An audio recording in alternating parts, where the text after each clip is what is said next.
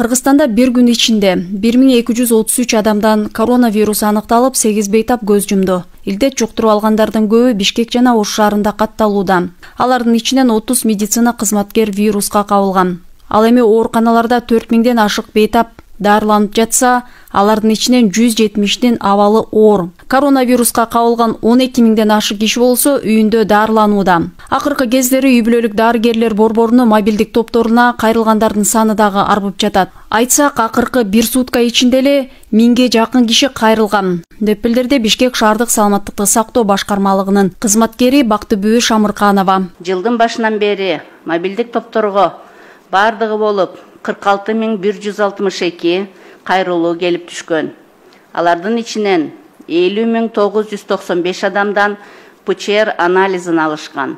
Акыркы суткада мобилдик топтор 805 учурга чыгышып, 916 адамдан ПЧР анализин алышты. Ошондой эле Бактыбүбү Шамырканова учурда 118 номерине болгон кайрылуунун дагы саны арбыды. Мындан улам ал жакта иштегендердин санын көбөйтүүгө туура келген. Буга чейин 12 линия иштеп келсе, учурда 20га чейин көбөйдү. Андыктан жарандардын кайрылууларына убагында жооп берүүгө күч жетиштүү деп кошумчалады. 12 линия үй бүлөлүк дарыгерлер борборлорунда жайгашкан болсо, азыркы күндө биргелештирип экинчи школа гимназиясынын базасында 20 линияга кеңейтилип, 3 смен менен операторлор иш алып барууда.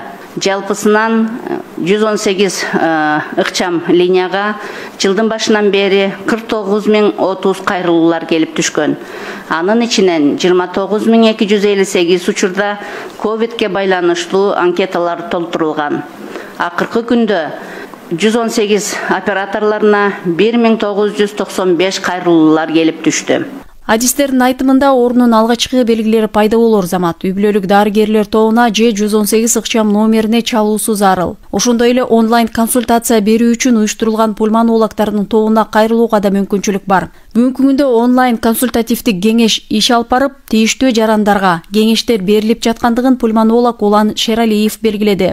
Көбү жетүүнү жок эле барып рентген же компьютердун томографиядан тутан, анан меники тазалыкка эмне кылсам болот. Биринчи учурда адам өзүнө өзү жардам кылыш үчүн врачтар таппай табы же болсо дене табы көтөрүлсө 38ден жогору болгондо гана парацетамол, 38ге чейин эч нерсе берилбеш керек. Жанагы көбүрөөк ичиш керек, ысык шорпо дегендер бар, суу тамактарды ичип, жок бизде 37 өткөндөн кийин парацетамолду иче башташат. 38ден жогору, 38ге чейин иммунитет өзү күрөшсүн, 38ден жогору болсо иммунитетке жардам берет. Дене табын түшүрүлөт. Экинчиден, жөтөлү жок койгондо сурашат, эмне ичсем болот? Жөн эле температура көтөрүлүп атат. Бул жөн эле температура көтөрүлүп, тамак ооруп, баш ооруп, муундар ооруй турган болсо, бул интоксикация, температуранын дене табынын эсебинен ушул нерселер болот. Ошол негизинен только парацетамол. А антибиотикти биринчи очередь бербеш керек. Бул вирус болгондуктан только парацетамол. Пневмония болсо антибиотиктен башташат. Жок, вирустун пневмониясын жана канча өлтүрүүчү дарылар менен дарылайт. Бүгүнкү күндө өлкөнүн ооруканаларында орундар жетиштүү жана дары-дармектен маселе жаралбайт. Керектүү кычкылтек концентраторлору жана коргонуучу каражаттар, дары-дармектер аймактарда жетиштүү көлөмдө бар экенин Дары каражаттар жана медициналык буюмдар департаментинин стратегиялык өнүктүрүү башкармалыгынын башчысы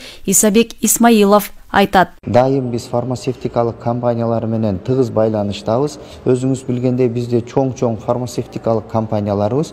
Ошол ар бир райондордо өздөрүнүн аптекалары бар. Ошол жактарга үзгүлтүксүз жеткирип жатышат. Эгерде кандайдыр бир маселе болсо, биз бул фармацевтикалык компаниялардын жанагы чоң кампалары бар да Бишкек шаарында, Ош шаарында, аларга айтсак, алар үзгүлтүксүз алып барып бергенге даяр. Дарыгерлер ооруну алдын алуу же оорудан кийин өзүн калыбына келтирүү үчүн туура тамактануу, бардык керектүү компоненттер, белоктор, углеводдор, майлар жана витамин камтылган азыктар менен тамактануу керектигин белгилешет. Ошондой эле мүмкүн болушунча көп кыймылдоо, сергек жашоо образынын эрежелерин сактоо керектигин жана жумушта, үйдө машыгуу зарылдыгын, көбүрөөк басууну сунушташат. Мындан сырткары жеке гигиенаны сактоону унутпай, бет кап кийип, аны дайыма алмаштырып турууну унутпоо зарыл дешет алар. Белгилей кетсек, сутка ичинде өлкөдө 1233 адамдан коронавирус илдети аныкталды. Алардын ичинен 8 адам каза болду.